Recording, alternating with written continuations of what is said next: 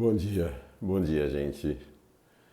Terça-feira, 11 de dezembro, Paz e Bem número 28. Você está preparado?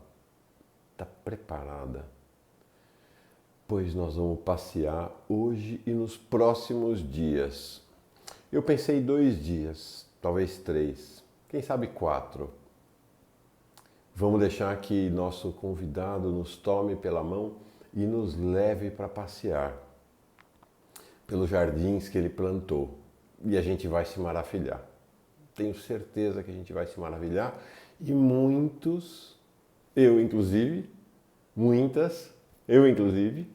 vamos nos surpreender com este passeio, com a beleza desse passeio, com a profundidade desse passeio, com a maravilha de cada flor, de cada toceira, de cada recanto, com a beleza de cada florzinha, de cada pequeno jardim, neste grande jardim plantado por Leonardo Boff. Sim, vamos caminhar hoje, nos próximos dias, guiados por Leonardo Boff. O título que está neste primeiro dia é uma homenagem a Boff e uma constatação também. Então, Boff, o profeta perseguido. Vamos caminhar com ele. Vai ser bom. Eu garanto, vai ser muito bom. Qual foi o start, como se diz? Qual foi a fagulha que nos conduziu a este passeio, a esta jornada com Leonardo Boff? Foi o livro que ele mandou para a gente de presente dos seus 80 anos. Então, Leonardo Boff fez 80 anos agora, dia 28 de novembro. E um casal muito amigo dessa comunidade, presente, né, integrante dessa comunidade, a Marta e o Ulisses, estiveram na festa dos 80 anos do Boff e ele mandou para nós este exemplar autografado do livro Reflexões de um Velho Teólogo e Pensador. Então nós vamos passear com o Boff. Vamos passear com o Boff sobre as reflexões, com ele a partir das reflexões da plenitude da sua maturidade aos 80 anos de idade. Escolhi um capítulo para a gente começar esse passeio. É o capítulo 6. A Igreja, Carisma e Poder e o Povo de Deus. Espera lá. Igreja, Carisma e Poder. Então, nós vamos chegar aqui. Mas nós vamos chegar aqui. Vamos fazer o caminho com o Boff, ou um trechinho do caminho com o Boff, para chegar aqui neste capítulo 6. Carisma e Poder. A Igreja, Carisma e Poder. Onde está a Igreja, Carisma e Poder? Está aqui. Está aqui. A Igreja, Carisma e Poder é o moto, é o motivo, foi em torno deste livro de Boff, lançado originalmente em 1981, deu-se início à grande perseguição, à grande caçada de Boff. Há anos, já agora décadas de perseguição, calúnias, difamações, censuras, ameaças. Porque ele escreveu um livro, Igreja, Carisma e Poder. Não é só porque ele escreveu o livro. Esse livro foi, como eu disse, o motivo. Mas porque Boff foi Boff. Lembram que a gente conversou ontem, 10 de dezembro, sobre os 50 anos da morte de Thomas Merton, aquele monge trapista, em que ele escreveu um dia que ser santo é procurar ser eu mesmo. Então, nesse sentido, Boff foi capturado no seu caminho de santidade pela hierarquia da igreja e aí por todos aqueles que se colocam ao lado da hierarquia da igreja, porque Boff se lançou nessa jornada ousada de ser ele mesmo, na sua jornada particular de santidade. E por isso foi e continua sendo perseguido até hoje.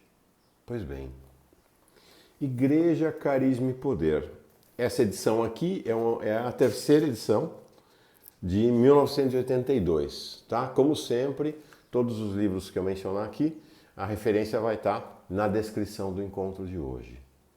Igreja, Carisma e Poder. Carisma. No próprio catecismo da Igreja Católica, carisma, uma palavra grega, carisma, está lá definido como dons especiais do Espírito sobre alguém. Carisma, então o livro de Boff vai ser um livro que vai mergulhar no registro histórico e na identificação dessa tensão permanente que atravessa a história da Igreja entre o carisma, o dom do Espírito e a hierarquia e o poder institucional da Igreja constituída ao longo dos séculos. Carisma. O sopro. Carisma é o sopro do Espírito sobre alguém. Sopro.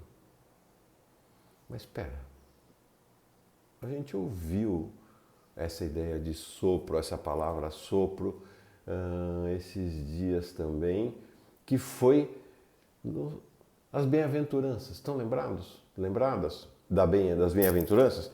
Vejam como a vida vai nos entrelaçando, esse passeio com Boff vai nos caminhar numa teia de sentidos que vão se ligando um ao outro. Então, carisma, dom, sopro. André Churraqui. As bem-aventuranças. Então, é carisma. O que é essa ideia do sopro? A primeira das chamadas bem-aventuranças, ou como nós constatamos juntos, né? A primeira das convocações de Jesus para que as pessoas se coloquem em marcha, né, que as pessoas se coloquem em marcha, diz assim: em marcha, humilhados do sopro, que depois vai ser traduzido no grego e vai chegar a nós em português como pobres em espírito, humilhados no sopro. O que então é humilhados no sopro? Olha aqui o Churraqui. O Churraqui vai nos dizer: os pobres de espírito dão bastante trabalho aos exegetas. Exegeta é quem estuda o texto, quem vai fazer o estudo do texto bíblico. A descoberta dos manuscritos do Mar Morto abriu um novo período na exegese filológica do Novo Testamento, permitindo compreender melhor expressões gregas, muitas vezes enigmáticas, como aqui. Assim, os pobres de espírito são os anie ruá em hebraico, os humilhados do sopro, dos manuscritos do deserto da Judéia. Regra da guerra, da comunidade de Qumran. São então os manuscritos do Mar Morto descobertos na década de 40, em 1947, que de fato vão abrir uma nova leitura. Humilhados traduz exatamente o termo hebraico ani, próximo de anal, humilhação, humildade. Aqueles que na consciência pacificada da sua miséria e do seu nada herdam a mais eminente das graças divinas, o sopro sagrado, em termos tradicionais, o Espírito Santo. Esses humildes e estes humilhados são as vítimas designadas dos impérios deste mundo, na época do Império Romano. À margem da sociedade reinante, eles são vocacionados para herdar o sopro sagrado, o que faz deles membros da comunhão escatológica, da comunhão do fim dos tempos, da comunhão de todos os tempos. anunciadora e obreira, o mundo vindouro. Humilhados no sopro, pobres em espírito. O povo de Deus. Estes que nada têm, os miseráveis, os pobres, os humilhados, os deserdados, aqueles que moram nos alagados, nas favelas, nos cortiços, os refugiados, estes são os humilhados no sopro. Ou, portanto, esses são os pobres em espírito. Estes são aqueles que transportam o carisma, este sopro. Carregam em sua vida mesmo o sopro daquele, daquela que nada tem, mas segue em frente. Uma brisa soprando às suas costas, empurrando-as à frente. Carisma, então, é a característica daquele, daquela que nada tem e que segue na vida animado, animada pelo sopro. Porque nada tem, além do sopro. Carisma. Então, o livro de Boff, Carisma e Poder, vai ser exatamente entre a oposição, a tensão entre esses que nada têm e a hierarquia e o poder. Para a gente concretizar, sempre fica mais fácil quanto a gente concretiza. Paz e Bem, o nome desse canal. Paz e Bem, o nome desse programa. Paz e Bem, o cumprimento de quem? Ou Paz e Bem, o cumprimento universalizado, tornado comum por quem? São Francisco de Assis. Acho que aqui, bom, Leonardo Boff, franciscano. São Francisco de Assis. Alguém lembra? Teve 2 papas que exerceram seu pontificado durante a vida adulta de São Francisco de Assis. Alguém sabe o nome deles? Alguém lembra o nome deles?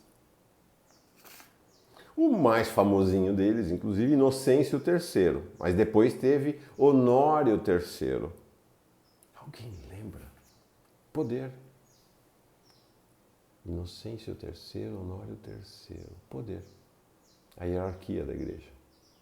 Carisma. Sopro. São Francisco. Alguém lembra de São Francisco? Alguém sabe quem é São Francisco?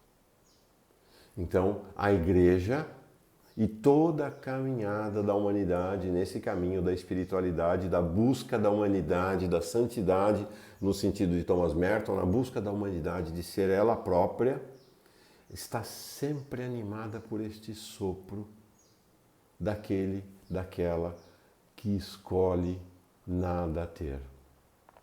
Não é apenas aquelas que estão lançados na miséria pelo sistema e estão humilhados, estão caídos, estão desesperados. É também resultado de uma escolha de estar ao lado destes. Deixar-se, permitir-se, então, estar ao lado desses e pegar uma carona nessa brisa, pegar uma carona neste sopro, ao decidir-se lançar na vida ao lado, como irmão, irmã, amigo e amiga dos humilhados no sopro, dos pobres em espírito, dos que nada têm. Foi a escolha de Leonardo Boff. Por isso, e de muita gente. Por isso ele... Então, foi uma escolha carismática nesse sentido. Foi uma escolha do sopro sobre Leonardo Boff. Por isso ele sofreu. Por isso ele foi perseguido. Ele e tanta gente. Ele e tanta gente. Como é que foi essa perseguição? Ela vai começar porque você tinha um momento dessa animação da igreja. Em 1962, começa convocado por João XXIII o Concílio Vaticano II, que foi isso, né? Foi a ideia de momentos raros da história, né? O sopro tomou conta da instituição, o sopro tomou conta do poder, o carisma tomou conta da hierarquia, né, como nós estamos vendo agora de novo com Francisco. Então foi essa abertura, a convocação do Vaticano II, para que a igreja se abrisse ao sopro, para que a igreja se abrisse ao carisma. Durou pouco. Aí já meados, final dos anos 60, começou novamente o processo de fechamento, da hierarquia se prevalecer, até que em 78, outubro de 78, 16 de outubro de 78, um cardeal de nome Karol Wojtyła é eleito Papa e se transforma em João Paulo II. Não demorou muito. Demorou um dia apenas. No dia seguinte, 17 de outubro, Karol Wojtyła, agora João Paulo II, fez a sua alocução Urbi et Orbi, é o discurso inaugural do papado dirigido a toda a Terra. Naquela época foi feito pela rádio do Vaticano, retransmitido por rádios ao redor do mundo. Qual foi o tema daquele discurso de João Paulo II? A volta à grande disciplina. É hora de volta à disciplina. Chega dessa história de misericórdia de João 23 e de Paulo VI e de João Paulo I, o Papa Breve. É hora de voltar à grande disciplina. É hora da volta do poder. Chega de carisma. Chega de carisma. E aí começa. Um mês depois, João Paulo II convoca os superiores dos jesuítas, dos dominicanos, dos franciscanos, entre outros, e adverte-os. Acabou. Acabou. É disciplina. Acabou o carisma. Acabou essa história. Olha o discurso. A gente está acostumado com isso. Acabou essa história de comunismo. Acabou essa história de política. Por quê? Porque a política passou a ser reservada para a grande política, a grande disciplina, o poder centralizador da igreja e da hierarquia. Final de 78. Em 79 começa a perseguição que se estenderá pelos próximos anos e vai ser um massacre no interior da igreja. Logo em janeiro, o Papa vem à América Latina, vai a Puebla, no México, para a Conferência Episcopal da América Latina e abre a conferência com um discurso ameaçador contra a teologia latino-americana, mais conhecida pela sua principal vertente, a teologia da libertação, mas que conviveu com outras formulações teológicas na região. Aí começa. Os teólogos são proibidos de participar, os teólogos participavam de todas as conferências episcopais, são proibidos, é curioso, porque eles vão até Puebla e ficam como que clandestinos, assessorando os bispos de maneira clandestina em apartamentos na cidade. Então, Dom Paulo Evaristo Arnes, por exemplo, Dom Luciano Mendes de Almeida saíam lá do lugar da conferência para encontrar com os teólogos de maneira clandestina, porque o poder tinha chegado, o carisma tinha se encerrado. E aí começa Bernard Haring, Jacques Pouillet, as freiras dos Estados Unidos, a ordem à volta do uso dos hábitos religiosos pelas mulheres, pelas freiras, Hans King, um nome central no Vaticano II, Eduard Schillebeeckx, Dom Paulo Evaristo Arnes, Dom Pedro Casaldáliga, Dom Helder Câmara, a CNBB, a SEBS, Oscar Romero, Luiz Espinal, o catalão morto por paramilitares na Bolívia, sem qualquer palavra do Vaticano, a perseguição sem trégua aos jesuítas, Gustavo Gutierrez, Ernesto Cardenal, a irmã Agnes Mary Manson, Benjamin Forcado, o arcebispo de Seattle, o Raymond Hunthauser, Carlos Curran, centenas e centenas de teólogos religiosos,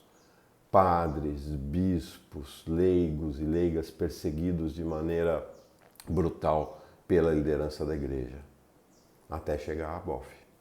Em 1984, Boff foi convocado a Roma, interrogado pelo então cardeal Ratzinger, que viria a ser depois o Papa Bento XVI, na Congregação da Doutrina da Fé.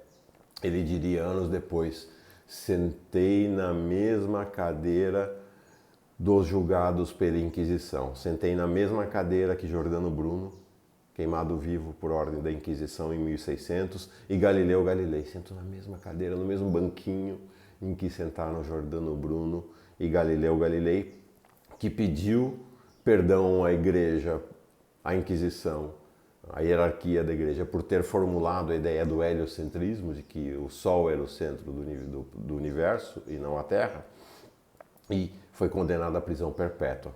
Depois virou a prisão domiciliar, depois com o tempo teve a sua liberdade restituída, não sem antes pedir perdão por ter formulado a ideia do heliocentrismo. Então Boff vai dizer, sentei na mesma cadeira que Giordano Bruno e Galileu Galilei. Ele foi acompanhado por dois franciscanos, dois grandes franciscanos, os cardeais Dom Aloysio Loscheider, Dom Paulo Evaristo Arnes, e no ano seguinte sai a sua condenação. Sai a condenação ao seu livro, em 85, ou Igreja, Carisma e Poder, e ele, com base num processo tipo, sabe o Moro? Algo mais ou menos parecido com o que a gente assiste aqui em relação a Lula, com Sérgio Moro, aconteceu lá no Rio de Janeiro, pelo cardeal Dom Eugênio Salles. A Inquisição do Rio de Janeiro montou um processo condenando o livro, foi para Roma e aí saiu então formalmente a condenação de Boff. 1 ano de silêncio, sem poder falar em público, sem poder ensinar, sem poder escrever. Aos poucos, então essa pena ele foi contornando, mas foram anos de intensa perseguição a Boff e a teologia da libertação na América Latina. Até que em 92, quando se preparava uma nova e violenta punição contra Boff, ele pediu a dispensa do sacerdócio. Deixou de ser sacerdote. Mas vou contar para vocês. Ele continua celebrando, presidindo missas, celebrações festivas da presença, da mensagem de Jesus entre nós até hoje. Carisma, não poder. Então, vamos caminhar com Boff os próximos dias, a partir daqui, para chegar aqui. Amanhã vamos olhar juntos um trecho de Igreja, Carisma e Poder que explica o motivo de tanto ódio, tanta perseguição a Boff. Tá bom? Todo mundo segura na mão de Leonardo Boff. Vão passear com ele esses dias. Vai ser uma jornada fantástica. Acredite. Nossa Senhora, 23 minutos já. Esse Boff. Vamos silenciar então. Vamos silenciar e permitir que nosso coração se prepare para esta jornada que começou hoje, de mãos dadas com Leonardo Boff, o profeta perseguido. Olhos fechados, espinha ereta, o coração tranquilo. Espera, gente, deixa eu tirar aqui para que vocês possam usufruir também da passarada. Olha, lá no fundo, nós vamos fechar os olhos e quando abrir, vai ter dia já. Olhos fechados, então. Espinha ereta, coração tranquilo. Mãos dadas com Boff. Mãos dadas, nós, todos, todas, para esta jornada, para este passeio. Respiração profunda.